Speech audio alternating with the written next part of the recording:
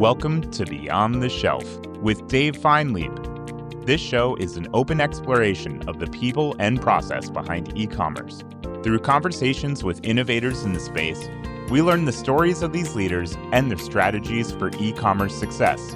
We publish new episodes every Tuesday morning, so be sure to subscribe wherever you get your podcasts. And now, here's your host, Dave Feinlieb. Hello, and welcome back to Beyond the Shelf. I'm Dave Feinlieb. Now, when it comes to search, we're all looking for answers, and luckily, today, we may just get some. Today's guest has a deep understanding of how to make products pop and customers purchase. Welcome to Beyond the Shelf, Kristy Meinzer. Hi, Dave. Thanks for having me. Thanks for joining me. It's great to have you on the show. We've had the opportunity to spend some time together working on creative briefs and projects, and want to start out with your time at VML. Now, you had an agency which VML acquired. Tell us about that.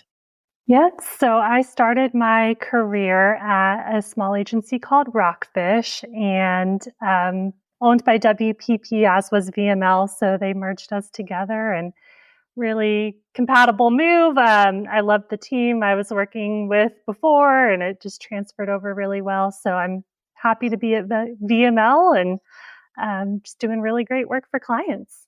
How did you get your start in the space? So I went to Rockfish straight out of college. 1 week after graduation, I'm in the corporate world, have not a lot of idea what I'm doing, but just happy to be there. I started as a social content developer, writing Facebook and Twitter posts and doing community management for brands. And I did that for a year and a half, 2 years before shifting over to the new world of e-commerce at that time. And I've been in that world ever since. 12 years is a nice run with VML. And after you started with Rockfish, and now you're the Discoverability Director for Performance Content. First of all, will you parse that apart for us? What does that mean? Sure. So I sit on the discoverability team at VML. Like you said, we're made up of organic and paid search experts as well as performance content writers. And our job is to connect brands to audiences through content whenever, wherever, and however customers search. And where are they searching these days? That is a great question. It's something we're really sinking our teeth into on the team because, obviously, your traditional search engines, Google, Bing, everyone's familiar with that, right? And even our retailers, Amazon, Walmart, Target. But now we've got the proliferation of AI and conversational search. And so people are searching in new ways on traditional platforms. And we're thinking about, what does that mean for content? How do our clients' brands show up in that space? And it's a really exciting topic to tackle. Something new happens every day, it seems like. Sounds amazing. I want to talk more about these new forms of search. First, will you tell us a little more about VML as a company? What does the company do more broadly for anyone who might not have heard of it? And if you can talk about any customers or the kinds of work that you're doing, that would be great.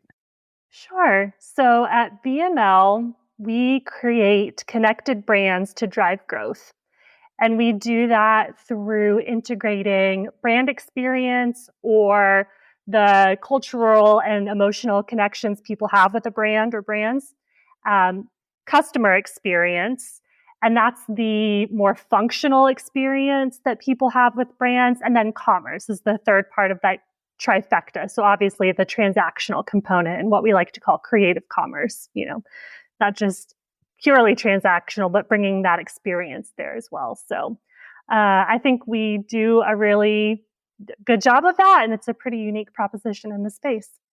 What are, if we think about campaigns or categories that you're working in day to day, what are some of those that you like to work in? Or maybe some of your favorites, not that you can choose favorites among all the work that you do, but what are some fun categories that you're currently working in?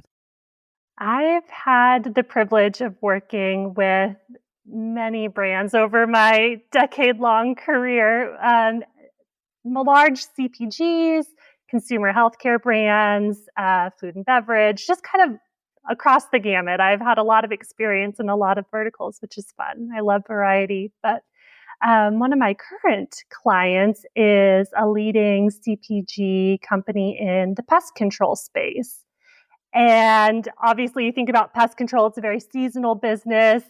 And last year, we got to solve a really fun challenge for them where they basically came to us and said, let's get our house in order, referring to the digital shelf, their PDPs on retailer marketplaces. They just didn't have the best content at the time, and they knew they wanted to do better. They knew it was important to have great content to capture those shoppers in looking for pest control products. So we did everything from an audit to a creative development sprint and now continued optimization and improvement of their content. And I just have to give kudos and credit to them for being curious, collaborative, saying, hey, we need help and help us figure this out. I've really enjoyed that. What were some of your learnings from going through the audit and then seeing the before and after of the content? Yeah, the before and after, I wish I could show it. It was pretty a stark difference, night and day. They had content there, which I think probably a lot of brands may be in this situation right now or not too in the distant past where they knew they had content, but was it effective? Was it visually engaging? Was it optimized for search? Was it differentiated from their competitors in the category? And all of the answers for this particular client had been no, but through collaboration with their brand teams, their e-com teams, legal, and so many more, everyone just kind of came together and said, what do we need to put on the table and get our house in order, like I said, make really beautiful, engaging content that's fit for platform. And they really saw some great results out of that during their most recent pest control season. How do they think about content outside this core season that they're where they get a lot of their sales? It's funny. So this is going to sound off topic, but I grew up on a farm in Kansas, and it was very much a seasonal business where you were planting one season, you were harvesting, and then in the downtime, right, when you weren't doing either of those things, it was getting ready for the next season. And it felt a lot like that with this particular project. There was a really concerted effort and a sprint to get ready when we were in it. It was continuous optimization and testing. And then in the off season, it's like, okay, what worked? What do we want to improve for next season? What do we need to get rid of that maybe didn't serve us? And just a continuous optimization process. All right, that's a great example of the work you're doing. You mentioned earlier there's these different kinds of search now. Would you talk to us a little about discoverability, especially in e-commerce, and how should brands be thinking about it? What does it mean these days versus perhaps a few years ago?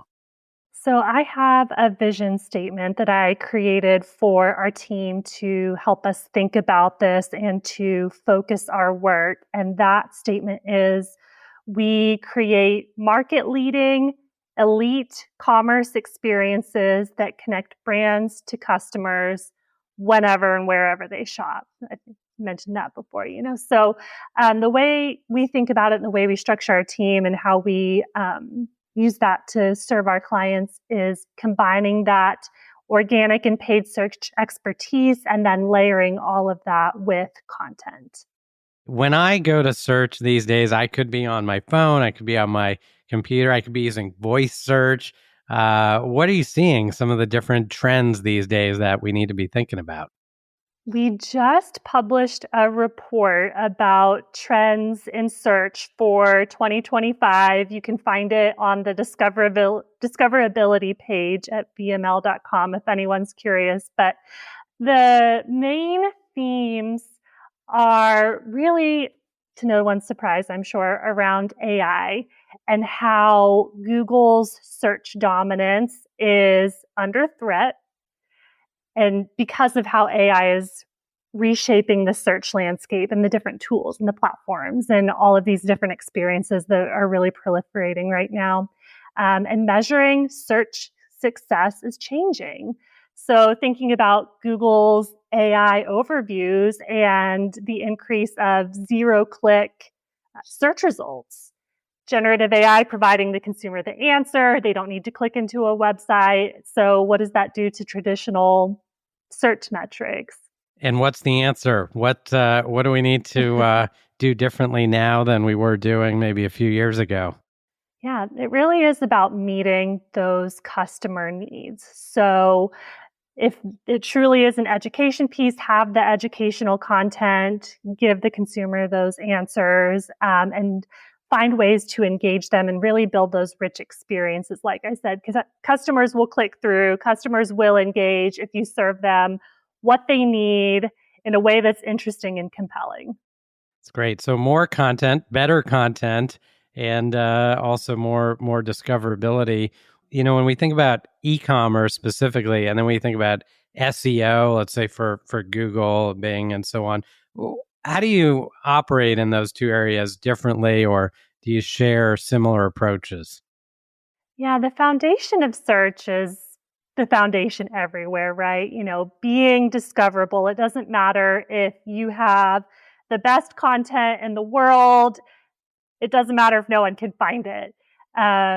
So we're really looking at laying that foundation, no matter the channel, no matter the platform, and making sure the content really pays off on the objectives and is high quality, engaging, meeting user needs.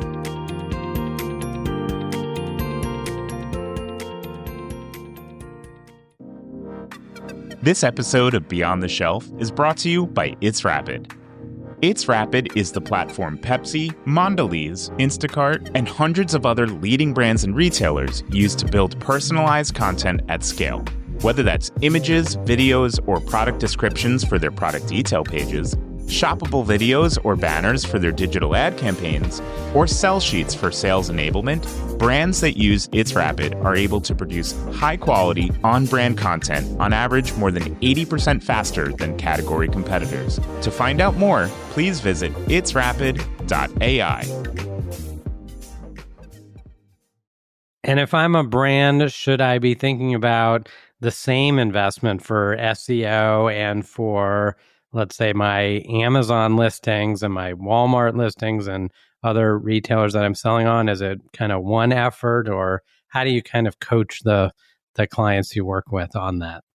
So one of the beautiful things of VML is we're as big as needed and as nimble as possible. So we really adapt to our clients' organizations, the way their businesses are structured. Dave, everyone does this a little bit differently. Every organization is figuring it out. And so we will serve the Amazon team one day, the Walmart team the next day. And we have the team of experts with those they can understand the channel requirements, similarities, and differences, but definitely we keep a mind towards efficiency and consistency and bringing those pieces together wherever possible.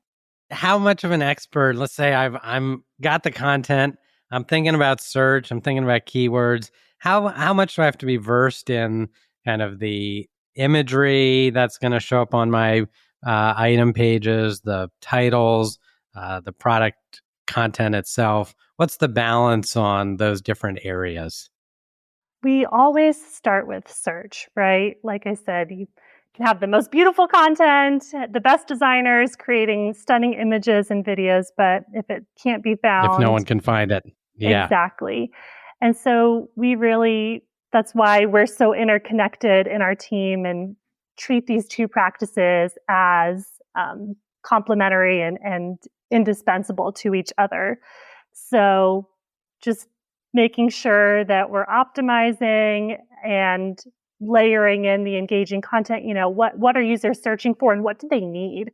That's something we're seeing in the commerce world specifically, and with Amazon, the recent announcements around the Cosmo algorithm, semantic search. What does all that mean? It's not just about the keywords anymore. It's about understanding the context that a user is in when they're searching. What are they really looking for? Maybe they can't find the words, and it's our job to help the search engine understand that and have the right content available in those different contextual queries. What's an example of something where I'm maybe using keyword-based search today, but I'm doing something more contextual using some of these newer capabilities? Yeah. So a very specific example I can give you and what we're helping our clients do today is mining conversational search queries, specifically in Rufus, for those FAQ type questions that should be answered on a product detail page. So we're doing the traditional keyword research before we write content. We're adding in that layer of conversational research, and we're structuring our product descriptions, our enhanced content with that kind of question and answer structure to help surface for some of those queries. That's a great one. I love that. And talking about these different, we've got AI that's helping us find the right products that we want to purchase or learn more about. How are you using AI, or are you using AI when it comes to kind of creating the content or doing any of the research? Everyone's using AI, right? Right. And we're no exclusion at VML. We have a really great operating system, if you will call it that, developed by WPP called WPP Open. It's a data safe AI agent that we can use to help us with first drafts of content, doing the research, like you said. Tell me about a shopper looking for wasp and hornet spray, to go back to my previous pest control example. But always having that human in the loop, we know that's critical. And I take it as a personal responsibility as a representative of my clients' brands to make sure that I'm reviewing every piece of content, even if it's AI assisted. Does this match up with what I know about these brands and these products and the claims and all of those inputs?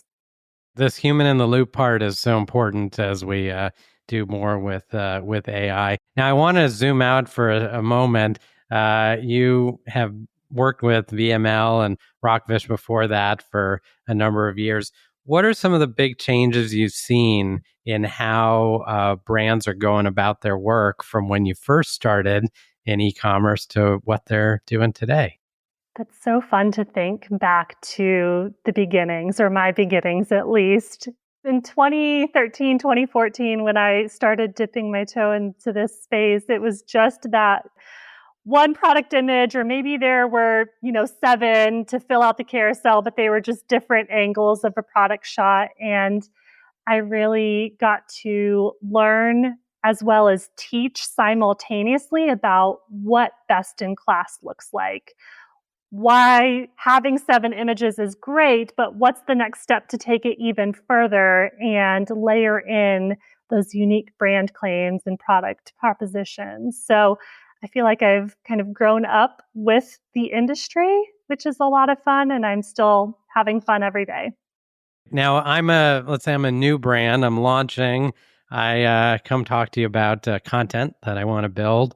What are some guiding principles you might have for me, or where should I start if I'm just getting going with my e-commerce listings? I'll ask you to look internally first. As a brand and a sales organization, what material do you have around your products, those unique value propositions? Give me everything you've got. I tell my clients that all the time. Just give it all to me. I'll digest it. I'll figure out what's important. Give me everything. But then knowing the channels you want to be on, who's the audience.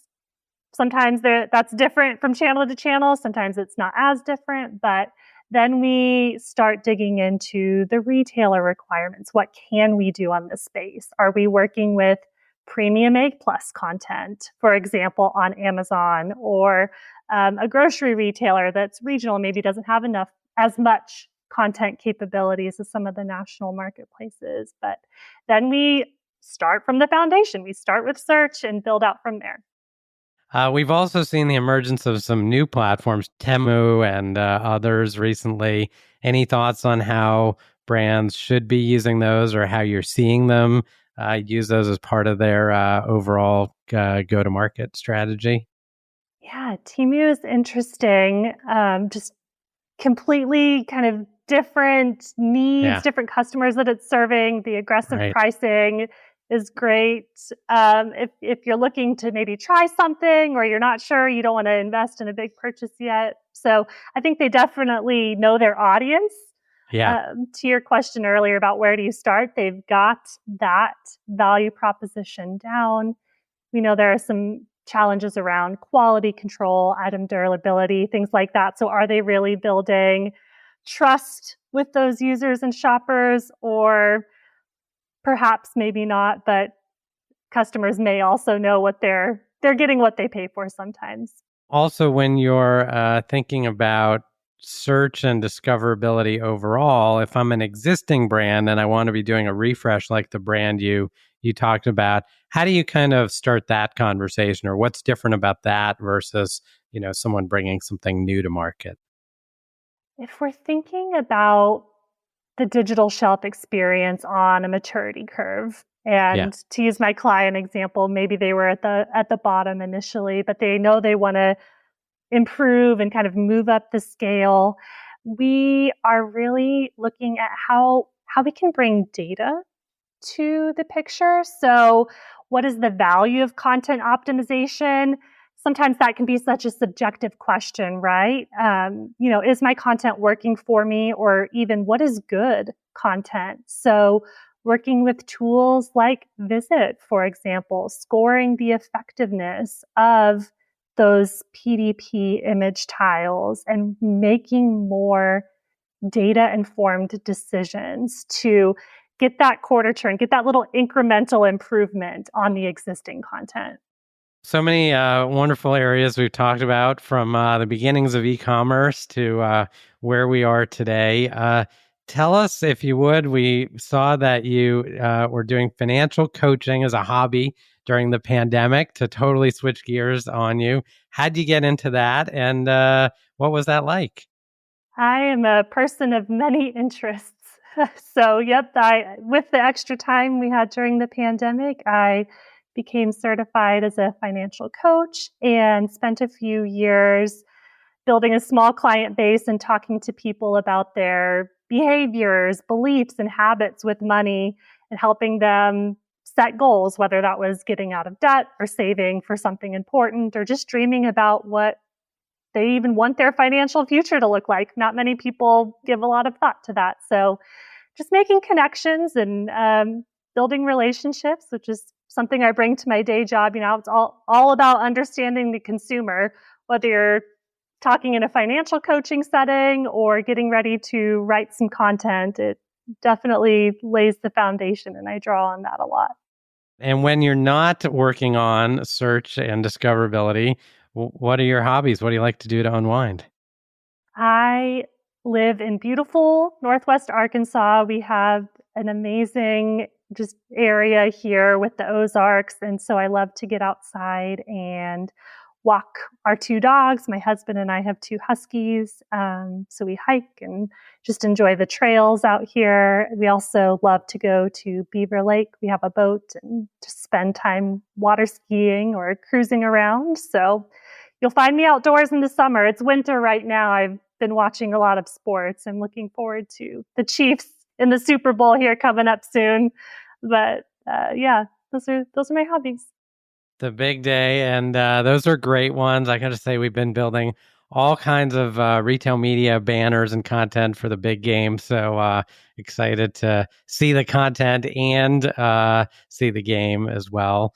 Kristy, thank you so much for taking the time to talk with me here on Beyond the Shelf. I learned a ton, and I hope you'll come back. Thanks, Dave. I appreciate you having me on the show.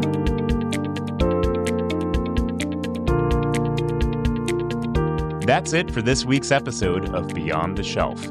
If you enjoy the show, be sure to like, subscribe, and leave us a review. It really helps us grow. And feel free to share us with your colleagues so they too can hear weekly perspectives from the brightest minds in e-commerce. You can also check us out on LinkedIn, where we post clips from each episode, share Dave's takes on breaking industry news, and much more. Beyond the Shelf is a production of It's Rapid. Our host is Dave Feinlieb, and our producers are Sean Levy-Ashvili and Jake Musiker. Thanks for listening, and we'll see you next time on Beyond the Shelf.